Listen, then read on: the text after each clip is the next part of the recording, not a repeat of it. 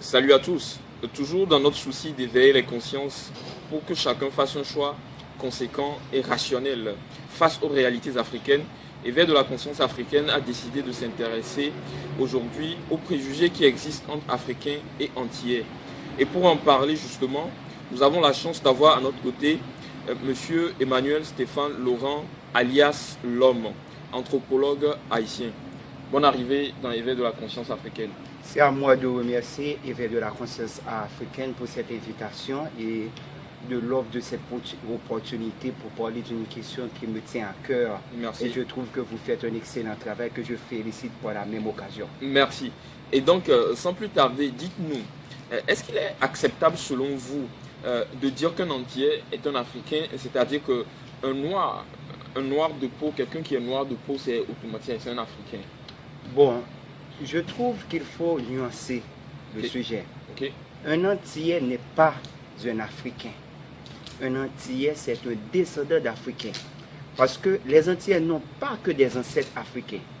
Pour prendre le cas, par exemple, des Haïtiens. Les Haïtiens, ce sont des descendants à la fois de colons blancs, d'esclaves africains et de quelques Indiens. Donc, un Haïtien n'est ni un Indien, ni un Européen, ni un Africain. Il est tout simplement haïtien.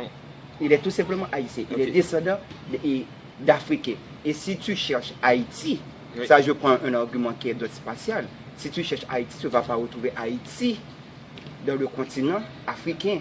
Tu vas retrouver Haïti dans les grandes Antilles, dans le bassin des Antilles, dans la mer des Caraïbes. Et donc, dites-nous, quand on dit Afrique, à quoi pensez-vous? Bon, quand on me dit Afrique, je pense à un double berceau. D'après moi, l'Afrique est à la fois le berceau de l'humanité et le berceau de la civilisation.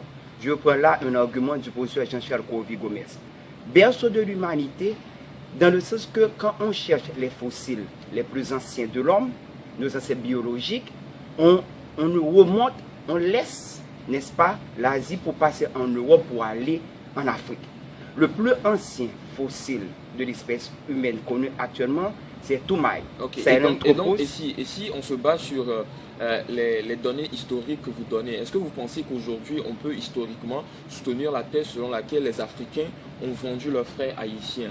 Est-ce qu'aujourd'hui on peut soutenir cette thèse-là? C'est des préjugés? Cette thèse est inacceptable. Parce qu'en fait, il faut savoir que la traite négrière a été élaborée par les Européens. Il y a eu quelques collaborateurs locaux. Certains Africains capturés ont dû, pour ne pas subir l'esclavage eux-mêmes, collaborer avec les Européens. Donc je trouve que c'est très méchant de faire porter à tout un continent le fardeau de quelques individus isolés. C'est pas sérieux. C'est très malhonnête. Ok. Et aujourd'hui, on sait qu'il y a beaucoup de préjugés qui existent entre la communauté noire antillaise et la communauté africaine. Comme quoi, les Africains sont, je sais pas, les Antillais se considèrent comme des blancs, entre guillemets.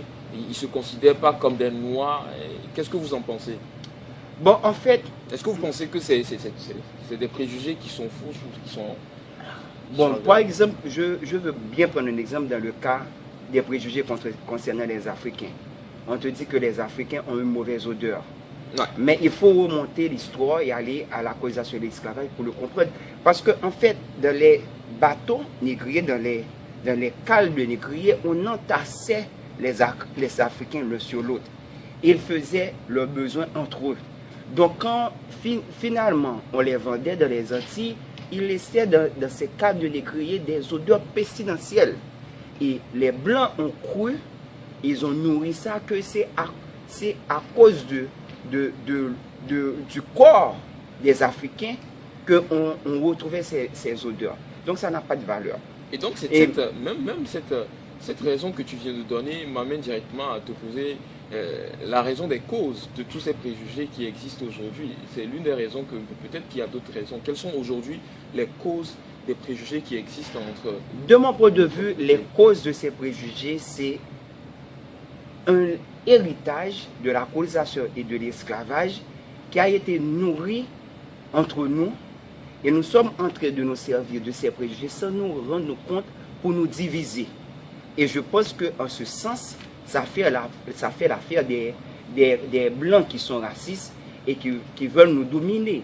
Donc nous avons intérêt à les combattre. Pas de tous les Blancs. Non, pas de tous les Blancs. Moi, je connais des Blancs. Non, tous les Blancs ne sont absolument pas racistes. Je connais des Blancs qui sont de très bons amis et qui ne sont absolument pas racistes. Et on parle ici, bien sûr, des politiques et non des populations. Non, et justement, donc il faut que nous nous mettons ensemble pour combattre ces préjugés qui n'ont pas de fondement, en fait, quand on fait l'analyse. Ils n'ont pas de fondement. Et même peut-être pour soutenir ce que tu dis, moi je pense que les causes profondes des préjugés qui existent entre nos deux communautés, c'est vraiment l'histoire coloniale, l'héritage colonial. L'histoire coloniale, l'ignorance. Quand on a été dans les Antilles, vous étiez des esclaves, vos grands-parents étaient des esclaves. Et donc l'objectif du blanc, c'était de diviser, du colon, c'était de diviser pour mieux régner. Et diviser pour mieux régner, mais en même temps, faire comprendre à l'esclave qu'il vient d'un endroit où il n'est pas bien de vivre, il n'est pas bon de vivre. D'où est-ce que tu viens, esclave? Ben, tu viens d'un endroit qu'on appelle Afrique, qui n'est pas du tout bien, où il y a de la famine, il y a des conflits. Justement. Et on est toujours peut-être un peu dans ce système des médias où c'est à chaque fois qu'il y a des problèmes en Afrique, on montre les enfants maigrichons avec de la poussière dessus. Et c'est un peu les causes des préjugés qui existent aujourd'hui. Il y a même une série qui s'appelle Oups, Racine. Et je prends l'exemple fictif, mais du point de vue historique, c'est aussi vrai. Beaucoup d'Africains, ces millions d'Africains qui ont été transportés pendant plus de 300 ans en colonisation et esclavage dans les Antilles, ils étaient même très bien chez eux. Ils étaient même trop bien chez eux. Il y en a d'entre eux, c'était des rois, des reines. C'était des princes, des princesses qui ont été réduits à des conditions infrahumaines. Donc, en fait, c'est comme on le dit, pour bien comprendre la racine de ces préjugés, il faut remonter la colonisation et l'esclavage. Il faut bien connaître l'histoire. C'est ça, il faut bien connaître l'histoire. Et je vais, sans détour, te poser une question. Que penses-tu en tant qu'Haïtien appartenant au monde afro-caribéen de l'initiative du gouvernement haïtien d'être membre à part entière de l'Union africaine? D'après moi, c'est une excellente initiative. Et tu vois là, c'est une excellente initiative. Oui, bien sûr. Parce que en fait, les Africains, ce sont les homologues des Haïtiens. D'accord? Nous, Haïtiens, on te dit que Haïti est un pays qui est composé à 90% de Noirs et de 10% de gens de peau de couleur. Donc, majoritairement, si on prend... Aujourd'hui, les données ont changé. Personne de peau de couleur, c'est le blanc. Donc, c'est plus nous les noirs. Oui, mais en fait, nous sommes majoritairement descendants d'Africains, comme on l'a dit tantôt. Et je pense que nous avons été victimes de 300 ans de déportation. Alors, je mets tout le monde dans le même sac là. De 300 ans de déportation, de colonisation et d'esclavage. Nous avons des problèmes en commun. Nous avons des démons à exorciser. Et cette initiative d'Haïti de s'inscrire dans l'Union africaine me paraît la meilleure opportunité d'arriver à chasser ces démons. Tu vois? Parce que nous avons des problèmes en commun. D'après moi, comme le disait Cheikh Anta Diop, les colonisés, les ex-colonisés, les descendants de colonisés, j'ajouterai au mot de Diop, nous ne sommes pas encore guéris. Nous sommes encore victimes des séquelles de la colonisation et de l'esclavage. La crise identitaire en Haïti fait ravage. Un Haïtien, dans le but de discriminer un autre, et j'en suis pas fier, mais c'est mon pays, c'est la réalité de mon pays, traite un autre Haïtien de Congo, de Zoulou ou d'Aoussa. Tu vois? Donc nous avons des crises identitaires en commun, des problèmes économiques, des problèmes politiques, des problèmes sociaux. Donc, et on le fait pour Haïti de faire la demande d'intégrer l'Union africaine et d'être membre de l'Union africaine. C'est une bonne initiative selon vous.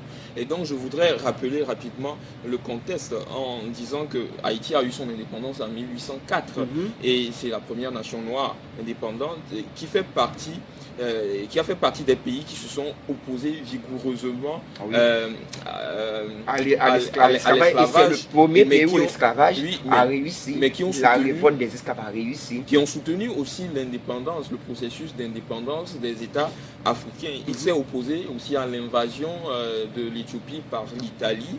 Et suite au séisme, certains États africains ont accueilli beaucoup d'Haïtiens.